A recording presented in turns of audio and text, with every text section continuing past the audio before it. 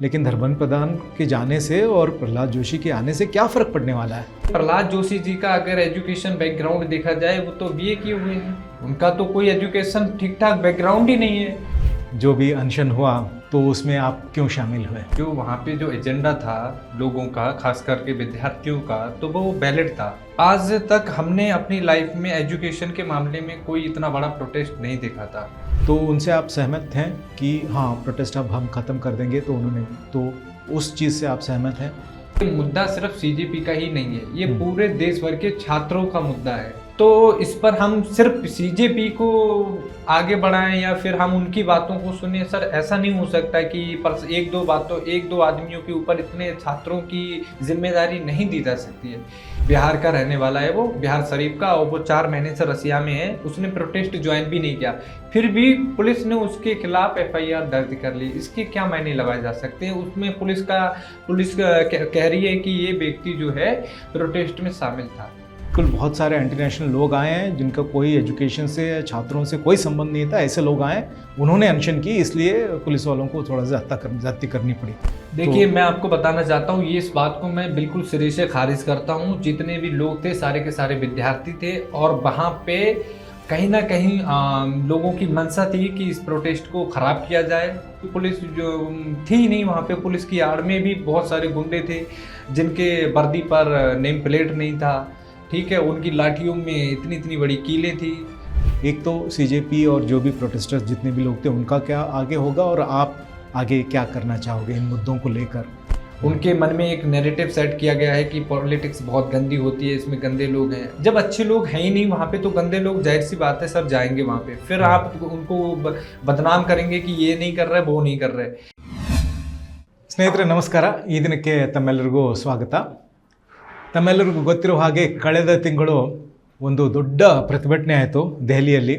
ಅದನ್ನು ಶುರುವಾಗೋಕ್ಕೆ ಕಾರಣ CJP, cockroach Janata party ಅಂತ ಶುರುವಾಗಿತ್ತು, ಮತ್ತು ನೀಟ್ ಪರೀಕ್ಷೆ ಎಲ್ಲಿ ಏನು ಆಗಿತ್ತು ಅದನ್ನು ಇನ್ನು ಮರು ಪರೀಕ್ಷೆ ಆಗಿತ್ತು, ಲೀಕ್ ಆಗಿತ್ತು ಎಕ್ಸಾಮ್ ಪೇಪರ್ಸು, ಆಮೇಲೆ ಮರು ಪರೀಕ್ಷೆ ಮಾಡಲಾಗಿತ್ತು. ಅದರಲ್ಲಿ 21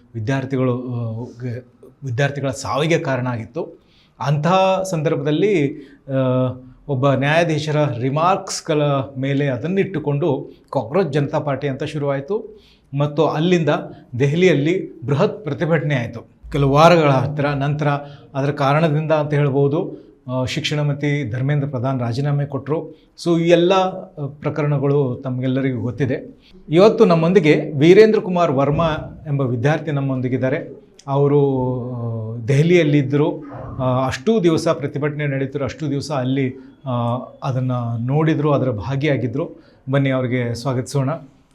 वीरेंद्र कुमार जी, स्वागत है आपका.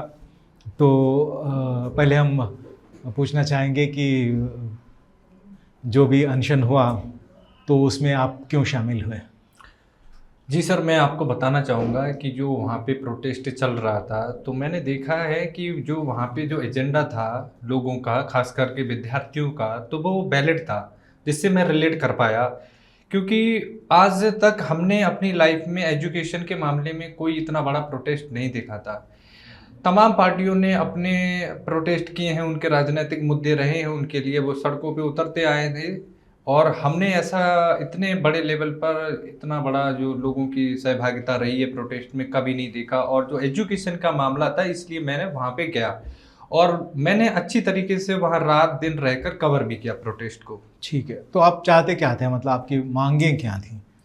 मांगे क्या थी सर, वहाँ पे बेसिक सी स्टूडेंट की मांग थी। पहले ही बात तो ये थी कि जो शिक्षा मंत्री हैं अपने देश के, वो कहीं ना कहीं एग्जाम कराने में विफल हुए हैं, और एक बार नहीं कई बार विफल हुए हैं। एक तो उनका इस्तीफा को लेकर था, दूसरी बात ये थी जो भी नीट परीक्षा जो लीक हुई थी उसके कारण जिन विद्यार्थियों ने सुसाइड किया था परेशान होकर, तो उनको कंपनसेशन के लिए एक डिमांड की गई थी। दूसरी बात ये थी कि आप इसके लिए कोई सख्त कानून बनाएं। किसके लिए? शिक्षा को, ये जो एग्जाम जो लीक है, इनके जो माफिया है, इनको पकड़ने के लिए, ताकि दोबारा वो ऐसी कोशिश ना कर सके। तो आप जो भी अनशन, जो प्रोटेस्ट जहाँ पे थे, तो वहाँ पे बहुत सारे लोग आए, और पुलिस वालों ने अपना काम कर रहे थे, वो कहते हैं लॉ एंड ऑर्डर मेंटेन करने के लिए, लेकिन उस वक्त बहुत मुठभेड़ भी हुई, पुलिस वालों ने लाठी बरसाया। तो जो भी हम लोग सोशल मीडिया में देख रहे हैं उसमें कितना सच है कि क्या पुलिस वालों ने वाकई में ज़्यादती की या बहुत छुटपुट कहीं एक दो घटना हुई थी? देखिए सर, बिल्कुल मैं उस वक्त वहाँ पे मौजूद था। दरअसल बात ऐसी थी कि जो प्रोटेस्ट हो रहा था बहुत ही शांतिपूर्ण प्रोटेस्ट हो रहा था, लेकिन वहाँ पे जो कुछ अराजक तत्व थे, जो बाहर से कुछ लोग आए हुए थे, उन्होंने वहाँ पे लोग स्टूडेंट का सहारा लेकर वो कहीं ना कहीं पुलिस से मुठभेड़ करने की कोशिश कर रहे थे, जिसकी वजह से वहाँ इस तरीके की घटना हुई। और जो घटना हुई है वो बिल्कुल निंदनीय है सर, बहुत ही ज़्यादा शर्मनाक है कि विद्यार्थियों पर जो पुलिस, मुझे तो ये लगता है कि जो पुलिस जो थी नहीं वहाँ पे, पुलिस की आड़ में भी बहुत सारे गुंडे थे जिनके वर्दी पर नेम प्लेट नहीं था, ठीक है, उनकी लाठियों में इतनी इतनी बड़ी कीलें थी, बहुत बुरी तरीके से मारा उन लोगों ने विद्यार्थियों को। तो क्यों लगता है आपको क्यों क्यों ऐसा किया उन्होंने? तो ये तो लॉ एंड ऑर्डर का मामला है, आप बोल रहे हैं कि बिल्कुल शांतिपूर्वक तरीके से आप प्रोटेस्ट कर रहे थे लेकिन फिर भी इस तरह से हुआ, तो क्या वजह हो सकती है? वजह यही हो सकती है सर कि जो पुलिस है कहीं ना कहीं जो स्टूडेंट थे, ठीक है, वहाँ पे कुछ उपद्रवी लोग वहाँ पे थे, और पुलिस में भी कुछ ऐसे जो थे, मुझे नहीं लगता कि वो दिल्ली पुलिस ही थी, क्योंकि वहाँ पे बहुत सारे लोगों के पास में लोगों के पास में नेम बैच नहीं था, नेम प्लेट नहीं थी। तो मैं सरकार से ये पूछना चाहता हूँ या दिल्ली पुलिस से ये जवाब करना चाहता हूँ, सरकार, हम पब्लिक का पैसा जो जाता है, क्या आपके लिए पूरी यूनिफॉर्म तैयार की जाती है? क्या आपके लिए नेम बैच प्लेट नहीं दिया जा सकता? आप क्यों नहीं उसका प्रॉपर यूज कर रहे हैं? और स्टूडेंट को कैसे पता होगा कि आप पुलिस हैं कि नहीं है? हम कैसे आइडेंटिफाई कर पाएंगे? आप तो टेक्नोलॉजी का मिसयूज कर रहे हैं, वहाँ पे फेस डिटेक्टर लगाए बैठे हैं और तरह तरह से मेटा ग्लासेस का यूज कर रहे हैं। आप जो निर्दोष बेगुनाह छात्र हैं उनको आप पर्सनली अटैक कर रहे हैं। तो कुछ लोगों का कहना है कि प्रोटेस्ट छात्रों का नहीं था, बिल्कुल बहुत सारे इंटरनेशनल लोग आए हैं जिनका कोई एजुकेशन से या छात्रों से कोई संबंध नहीं था, ऐसे लोग आए, उन्होंने अनशन की, इसलिए पुलिस वालों को थोड़ा ज्यादती करनी पड़ी। देखिए मैं आपको बताना चाहता हूँ, ये इस बात को मैं बिल्कुल सिरे से खारिज करता हूँ। जितने भी लोग थे सारे के सारे विद्यार्थी थे, और वहाँ पे कहीं ना कहीं लोगों की मंशा थी कि इस प्रोटेस्ट को खराब किया जाए, बदनाम किया जाए, तो इसीलिए वहाँ पे समय समय पर उपद्रव कराया गया, और कुछ बाहर के लोग आए हुए थे जो प्रोटेस्ट में शामिल होकर पुलिस पर लाठी पत्थरों से पत्थरबाजी करने की कोशिश कर रहे थे, जिनको पकड़कर उसी वक्त फौरन ही विद्यार्थियों ने पुलिस के हवाले कर दिया। ठीक है जी। तो आपने बताया कि 3 मांगे थी आपकी। तो एक तो जो जिन छात्रों की जान चली गई, हाँ, तो उनको कंपनसेशन दिया जाए, और नीट के जो एजुकेशन मिनिस्टर है उनकी इस्तीफा होनी चाहिए, और सख्त कानून होना चाहिए, सख्त कानून की मांग थी। हाँ। बिल्कुल। जब ये हुआ कि धर्मेंद्र प्रधान ने इस्तीफा दे दिया तो आपने अनशन वापस ले लिया जी। तो उसके बारे में क्या कहते हैं आप? मतलब बस धर्मेंद्र प्रधान के इस्तीफे तक ही सीमित रह गया ये? जो हमारी मांगे थी वो सरकार ने मान ली है, ठीक है, उन्होंने लिखित में दे दिया है, लेकिन कहीं ना कहीं अभी भी जो विद्यार्थियों को निशाना बनाया जा रहा है, उनके घर तक पुलिस जा रही है, ठीक है। अभी एक केस आया है कि एक लड़का 4 महीने से रसिया में है, बिहार का रहने वाला है, वो बिहार शरीफ का, और वो 4 महीने से रसिया में है, उसने प्रोटेस्ट ज्वाइन भी नहीं किया, फिर भी पुलिस ने उसके खिलाफ FIR दर्ज कर ली। इसके क्या मायने लगाए जा सकते हैं? उसमें पुलिस कह रही है कि ये व्यक्ति जो है प्रोटेस्ट में शामिल था, तो इसके क्या मायने लगाए जा सकते हैं? अगर इसी तरीके से अगर सरकार बदनाम, मतलब इस तरीके से प्रताड़ित करेगी छात्रों को, तो ये कोई प्रोटेस्ट अभी खत्म नहीं हुआ है, तो बस लोग शांत बैठ गए हैं, उनको कहीं ना कहीं शांति मिल गई है, ठीक है। अगर सरकार बाज नहीं आती है, ऐसे नियम कानून सही सलामत नहीं उतार पाती है या इम्प्लीमेंट नहीं कर पाती, प्रोटेस्ट फिर होगा। तो प्रोटेस्ट फिर होगा आप कह रहे हैं, लेकिन जिस तरह से 25 तारीख को या 24 तारीख को कॉल ऑफ किया गया कि हम नहीं करेंगे, CJP के जो लीडर्स थे, तो उनसे आप सहमत हैं कि हाँ प्रोटेस्ट अब हम ख़त्म कर देंगे? तो उस चीज़ से आप सहमत हैं? देखिए सर, जो भी छात्र थे कहीं ना कहीं सीजेपी, मैं ये कहना चाहूँगा जो सीजेपी ने वहाँ पे वो लोग इतने दिनों से अनशन कर रहे थे, ठीक है, ये मुद्दा सिर्फ सीजेपी का ही नहीं है, ये पूरे देश भर के छात्रों का मुद्दा है। तो इस पर हम सिर्फ सीजेपी को आगे बढ़ाएं या फिर हम उनकी बातों को सुने, सर ऐसा नहीं हो सकता कि पर एक दो आदमियों के ऊपर इतने छात्रों की जिम्मेदारी नहीं दी जा सकती है। हर आदमी अपने आप में समझदार है, ठीक है, लेकिन सीजेपी का लोगों ने इसलिए साथ दिया क्योंकि मुद्दे जायज थे, ठीक है। इसलिए तो साथ दिया। हाँ, तो मेरा ये सवाल है कि धर्मेंद्र प्रधान ने तो इस्तीफा दे दिया, लेकिन उनकी जगह में प्रहलाद जोशी आए हैं। अब क्या आप कह सकते हो कि हाँ भाई, मतलब धर्मेंद्र प्रधान की इस्तीफा हो चुका है, अब बहुत अच्छे मिनिस्टर आ चुके हैं, अब सब कुछ अच्छा होगा, तब हम समझ सकते हैं कि अनशन बंद कर दो। लेकिन धर्मेंद्र प्रधान के जाने से और प्रहलाद जोशी के आने से क्या फ़र्क पड़ने वाला है? वही मैं बताना चाहूँगा कि ये तो सरकार ने वही किया है कि खोदा पहाड़ निकली चुईया। तो इसमें तो वही है, प्रहलाद जोशी जी का अगर एजुकेशन बैकग्राउंड देखा जाए वो तो बीए किए हुए हैं, उनका तो कोई एजुकेशन ठीक ठाक बैकग्राउंड ही नहीं है। तो फिर अनशन वापस क्यों लिया आपने? सिर्फ रिजिग्नेशन से आप अनशन वापस क्यों लिया? ये उम्मीद जताई जा रही थी कि कोई एक क्वालिफाइड आदमी को सरकार इस पद पर जो है जिम्मेदारी इस पद की देगी, ताकि वो लोगों का उनके भविष्य के बारे में सोच सके। लेकिन सरकार तो आपने देख ही रहे जो कर रही है सरकार। और दो सवाल है मेरे। तो आपको ये जो प्रोटेस्ट सारे जितने थे कि एक तो सीजेपी वालों ने किया, बहुत काम किया, और बाकी ऐसा वालों ने, लेफ्ट के लोगों ने किया, और बहुत सारे लोग वहाँ पे जुड़ गए जिनका किसी भी संगठन से कोई ताल्लुकात नहीं था, ऐसे भी लोग, कई हज़ारों लोग जुड़ गए। तो जो लोग लीड कर रहे थे, जितना भी लीड कर रहे थे, वो कौन थे, कौन कौन लीड कर रहे थे, और उनके बारे में आपका क्या राय है? देखिए, पहली बात तो वहाँ पे काफ़ी लोग थे, जैसे कि काफ़ी लोगों ने समर्थन दिया था, ठीक है। खास करके जो सीजेपी के जो लोग थे, अभिजीत दिपके हो गए, सौरभ दास हो गए, विजेता दहिया हो गए, और एक रांका करके हैं, आशुतोष करके, ये सारे लोग थे, नेहा थी, और भी काफ़ी लोग थे। ये लोग लीड कर रहे थे, तो कहीं ना कहीं छात्र इनकी बात पे भी भरोसा कर रहे थे, ऐसा नहीं है, लोग भरोसा कर रहे थे और प्रोटेस्ट खत्म होने तक भरोसा किया। तो यही बेसिकली तो यही लोग लीड कर रहे थे। लेकिन वहाँ पे सिर्फ यही लीड नहीं कर रहे, मैं एक बात और जोड़ना चाहूँगा कि हर आदमी एक तरीके से उस प्रोटेस्ट को लीड कर रहा था, जो भी छात्र थे। जी, ठीक। तो अब आगे का क्या रुख होगा, क्या करेंगे?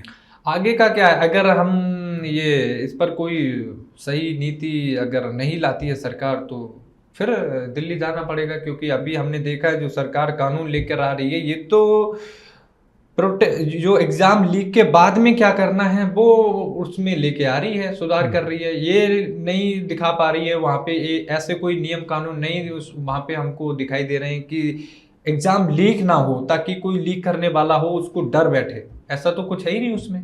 तो सिर्फ ये एग्ज़ाम पे क्यों सीमित है, मुझे समझ में नहीं आ रहा है कि आप एग्ज़ाम, हाँ लीक तो बिल्कुल नहीं होना चाहिए।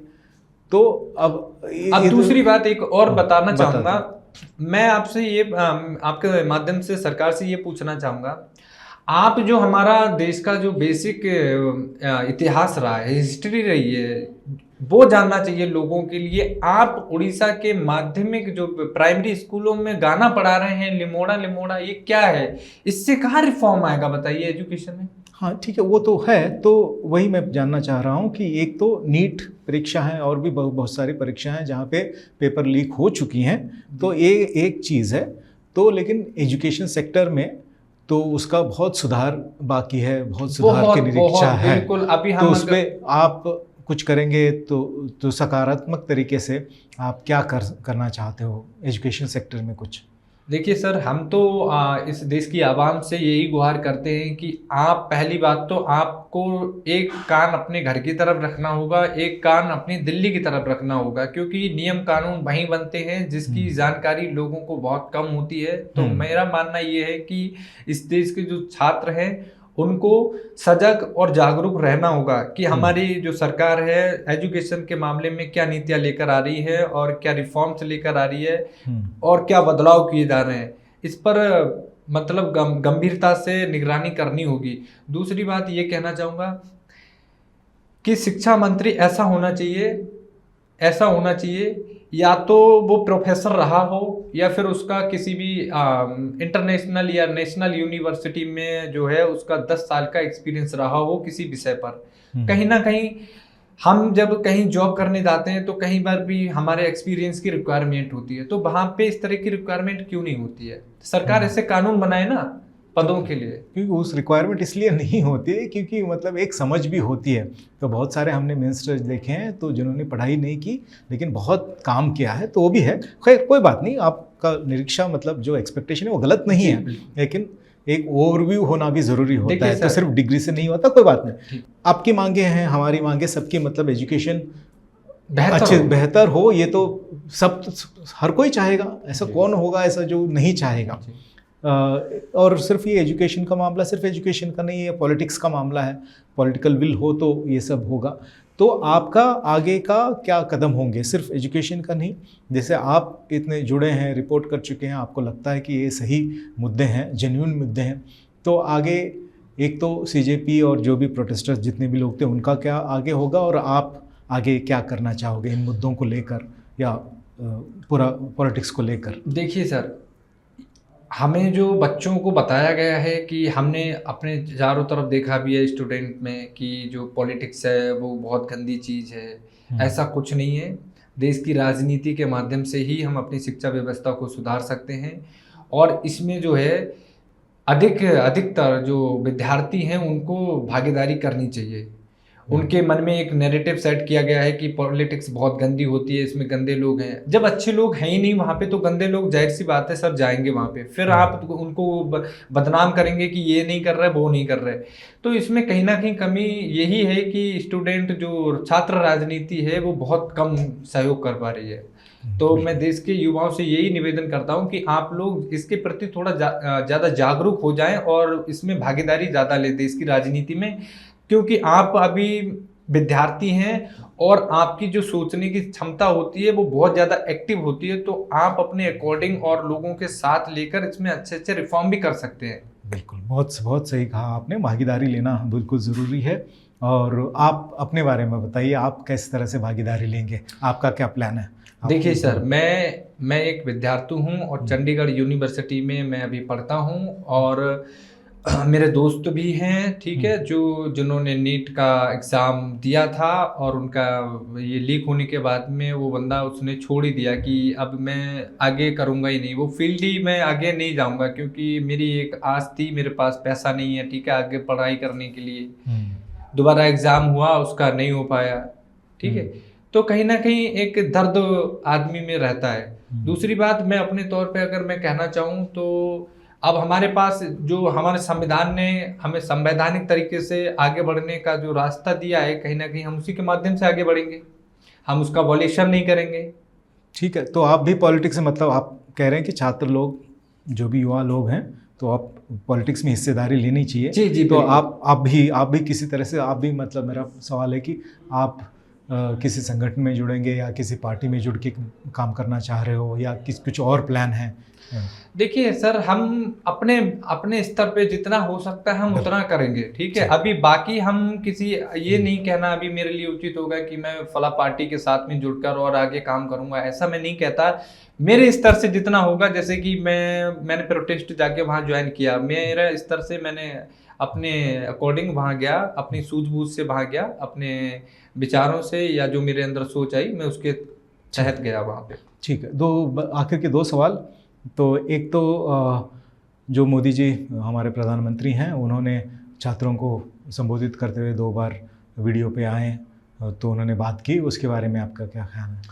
देखो, मैं प्रधानमंत्री जी, हमारे माननीय प्रधानमंत्री जी काफ़ी रिस्पेक्टेड पर्सन हैं और उनका सम्मान करना चाहिए। मैं उनको एक मशवरा देना चाहता हूँ फ़िलहाल के लिए कि वो बहुत ज़्यादा हमसे बहुत ज़्यादा सीनियर हैं, फिर भी उनको एक मशवरा देना चाहता हूँ कि ये आपने सही समय पे स्टैंड लिया है कि आपने जो पुराना, कहीं ना कहीं प्रधानमंत्री जी को ये लगा है कि जो मीडिया है, खास करके आजकल एक नाम बहुत फेमस हुआ है काफ़ी पिछले वर्षों में कि गोदी मीडिया करके बहुत ज़्यादा पूरे देश भर में हल्ला मचा पड़ा है। कहीं ना कहीं प्रधानमंत्री जी उसको ज़्यादा देखा करते थे, लेकिन वो अब शिफ्ट हो गए हैं। तो उन्होंने ये महसूस किया है कि जो देश का जो जेनजी है, खास करके जो युवा है, वो कहीं ना कहीं मीडिया को देखता ही नहीं है। बुजुर्ग लोग एक दो हैं वो देख लेते हैं गांव देहात में, जेनजी नहीं देखता है। तो कहीं ना कहीं प्रधानमंत्री जी को उनके सहयोगियों ने या फिर जो भी उनके आसपास के लोग रहे हैं, उनकी कैबिनेट ने कहीं ना कहीं उनको ये सजेस्ट किया है कि आप इंस्टाग्राम पे आइए विद्यार्थियों से जुड़ने के लिए। हाँ, ये कदम है। तो जिस तरीके से आप अपने आप में बदलाव ला रहे हैं, तो इसी तरीके से प्रधानमंत्री से मैं हाथ जोड़कर विनती करूंगा कि वो अपने मंत्रिपरिषद जो भी है, उनका कैबिनेट है, उसमें भी बदलाव लाएं और अच्छे अच्छे लोग लाएं, ताकि वो देश के लिए अच्छे काम कर सके। ठीक है। तो देखिए, एक तो जो सीजेपी का जो हुआ पिछले धर्मेंद्र प्रधान का इस्तीफा तक जो चला, तो जहाँ तक हम देख रहे हैं एक बहुत ऐतिहासिक चीज़ हुई है, बहुत बड़ी ये विद्यमान जो हुआ है बहुत बड़ी चीज़ है। तो जितने छात्र लोग आए हैं, जितना लोगों ने बोला, जितना रील किया, ये एक बहुत बड़ी चीज़ है देश के लिए, देश के इतिहास में जाएगा। तो अभी तो कुछ ही दिन हुए हैं, अगर आप पीछे मुड़ के देखते हैं तो कि आप क्या याद रखेंगे पूरा सीजेपी जो भी प्रोटेस्ट कुछ हफ्ते हुए, उसके बारे में आप क्या बोलना चाहोगे? क्या याद रहेगा आपको? देखिए सर, पहली बात तो मैं ये कहना चाहूँगा आपके माध्यम से कि जो लोग जनता का वोट लेकर ओवर कॉन्फिडेंट हो जाते हैं, ठीक है सर, कहीं ना कहीं वो घमंडी हो जाते हैं। मैंने एक बयान देखा था जो हमारे माननीय रक्षा मंत्री जी का है, पार्टी स्तर के तौर पे उन्होंने कहा था कि ये यूपीए की गवर्नमेंट नहीं है, ये भाजपा है, यहाँ इस्तीफे नहीं हुआ करते हैं। तो ये बयान से ये बड़ा आश्चर्यजनक उन्होंने ये बयान दिया था। मुझे हंसी आती है इस बात पर कि आप ऐसा नहीं सोच सकते। आप ये कैसे कह सकते हैं कि आपने किसी व्यक्ति को किसी पद पे नियुक्त किया है, संवैधानिक पद पर, कि वो गलत नहीं हो सकता? नहीं सोच सकते ना। अगर गलत है तो पब्लिक उसके अगेंस्ट जरूर जाएगी, इस्तीफा ही नहीं उसको बाहर कर देगी सर। तो आप ये नहीं कह सकते कि यूपीए की सरकार में इस्तीफे होते हैं, भाजपा की सरकार में इस्तीफे नहीं होते। ये एक बहुत बड़ा ये इतिहास में लिखा जाएगा कि विद्यार्थियों ने अपने हक के लिए सरकार के खिलाफ मोर्चा खोला और उन्हें जीत मिली। इसके बावजूद इसके कि वहां पे गंभीर चोटें लोगों को आई, लोगों ने बहुत अच्छी तरीके से सामना किया और लोग सरकार से जो हो सका चोट पहुंचाने के लिए वो उन्होंने किया। बढ़िया। तो लोगों ने किया, आपने भी किया, तो आप ऑप्टिमिस्टिक हैं अगले आप छात्राओं के बारे में, युवा जनों के बारे में? सर मैं आपको बताना चाहूँगा, देखिए सर, मैंने पहली बात तो वहाँ पे मैं जब वहाँ पहुँचा तो मैंने खुद से छात्रों की मदद करने की सोची। तो मैंने उनको खाना भी मुहैया कराया, पानी भी मुहैया कराया उन्हें, लड़कियों की जो बेसिक रिक्वायरमेंट थी, पैड्स वगैरह, ये सारा कुछ मैं लेके गया। मेरे पास अभी भी वीडियो हैं और तमाम चैनलों पे हैं। इसके कारण सर मुझे पर्सनली कुछ लोगों के, जो विशेष पार्टी या संगठन के लोग हैं, उनके द्वारा कहीं ना कहीं मुझे टॉर्चर किया गया और मतलब इस तरीके से धमकियां वगैरह, इस तरीके से थ्रेट्स दिए गए कि आप क्यों वहां गए थे ज्वाइन करने के लिए, और मेरे ही साथ नहीं हुआ। तमाम वीडियो हैं, कुछ बरेली के मेरे जानने वाले लड़के थे, उनको कुछ लोगों ने वहाँ पे ये जो कनॉट प्लेस सीपी का जो इलाका है उससे जो बाहर है, स्टेशन वाले रोड पे, न्यू दिल्ली स्टेशन वाले रोड पे, वहाँ पे रोका और उनके साथ मार पिटाई की। तो ये नहीं होना चाहिए सर। हर आदमी को अपनी आवाज़ उठाने का राइट है, ठीक है, और वो अपनी बातें कहते हैं। आप उन पे दबाव डालकर उनकी विचारधारा को मोड़ नहीं सकते। बिल्कुल, ये लास्ट की जो चीज़ है, बिल्कुल हम इसी बात पे हम ये करेंगे कि आप उन्हें रोक नहीं सकते, आप सबको बोलने का अधिकार है। और इस प्रोटेस्ट ने, ये जो मोर्चा खोला आप लोगों ने, जितने भी छात्र लोगों ने, वो हमको दिखा दिया है कि ये हम बोल सकते हैं। जी, आप कुछ बोल रहे हैं? हाँ जी हाँ, मैं एक बात और कहना चाहूँगा। अभी जो रमेश बिधूड़ी जी का, आपके मंत्री हैं, उनका जो बयान आया है, कहीं ना कहीं वो बहुत ही गलत बयान उन्होंने दिया है। उन्होंने कहा है कि प्रोटेस्ट में जो थे सिर्फ अब्दुल थे, पंचर लगाने वाले थे, मुसलमान थे। मैं आपके माध्यम से सर ये पूछना चाहता हूँ, क्या इस देश का मुसलमान है, क्या छात्र, इस देश का छात्र मुसलमान नहीं हो सकता क्या? मैं ये सरकार से सवाल करना चाहता हूं कि आप मुसलमानों ने आपका बिगाड़ा क्या है? क्यों आप इस तरह की वाहियात किस्म की बातें करते हैं कि मुसलमान थे वहां पे? वो भी तो इसी देश के नागरिक है ना, आपने ही उनका वोट लेते हैं, आज आप ही उन्हें आतंकवादी घोषित करते हैं। ये दोहरा चेहरा मत ऐसा यूज कीजिए। आपके मंत्रियों को आपको समझाना चाहिए कि इस तरीके की वाहियात किस्म की बातें ना करें। उनके मन में क्या विचार आता होगा कि हम इस देश के नागरिक नहीं हैं? आप देख लीजिए हमजा मेजर को, मेजर हमजा को, इंदौर के, वो शहीद हो गए, क्या वो मुसलमान नहीं थे? इस तरीके की बातें ना करें। ठीक है। तो इसी बात पे तो आपका ऑप्टिमिज्म भी है, सवाल उठाने का आपके जो जज्बा है, उस बात को हम मानते हुए इसका हम आज का इंटरव्यू ये करेंगे। फिर से कभी मौका मिले तो हम बिल्कुल बात करेंगे। बहुत बहुत धन्यवाद। ಮತ್ತಷ್ಟು ವಿಶೇಷ ವಿಡಿಯೋಗಳನ್ನು ನೋಡಲು ಮತ್ತು ಹೊಸ ವಿಡಿಯೋಗಳ ಬಗ್ಗೆ ತಿಳಿಯಲು ಈ ದಿನ .com ಯೂಟ್ಯೂಬ್ ಚಾನೆಲ್ ಸಬ್ಸ್ಕ್ರೈಬ್ ಮಾಡಿ ಮತ್ತು ಬೆಲ್ ಐಕಾನ್ ಕ್ಲಿಕ್ ಮಾಡಿ.